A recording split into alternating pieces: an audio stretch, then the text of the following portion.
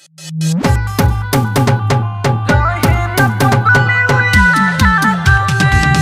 Entertainment की धमाकेदार प्रस्तुति।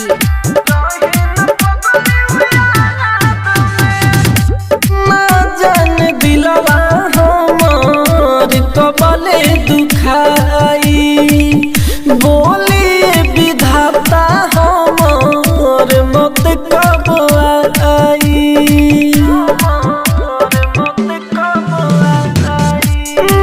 जान दिलवा हमार कबले दुखाई, बोली विधाता हमार मत कब आई।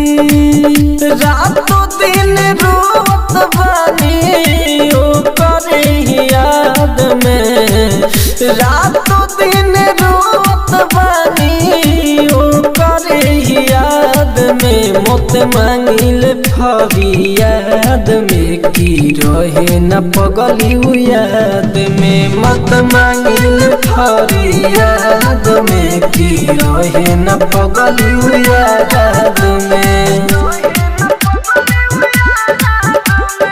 Mix by AG recording studio.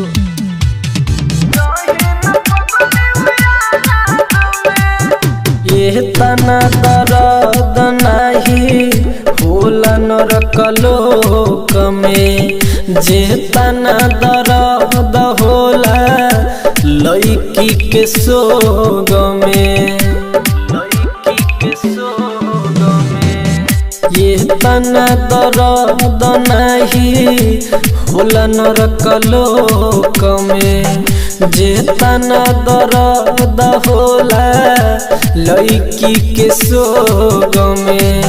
पिया पानी दारू रोजे ओ करे याद में, पिया पानी दारू रोजे ओ करे याद में। मत मांगिल फरियाद में की रहे न पगली याद में। मत मांगिल फरियाद में की रहे न पगली याद में।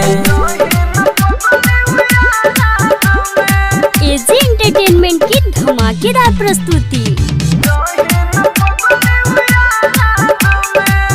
राज राजधानी के छोड़ी गईली वियोग में, दुखवा के बोझ रोजे ढोई उनका सोग में।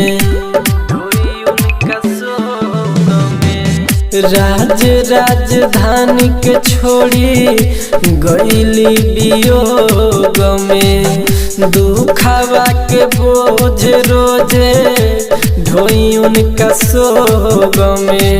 सावन बेदर्दी भये रुए उनकर याद में, सावन बेदर्दी भये रुए उनकर याद में। मत मांगिल फरियाद में की रहे न पगली याद में। मत मांगिल फरियाद में की रहे न पगली याद में।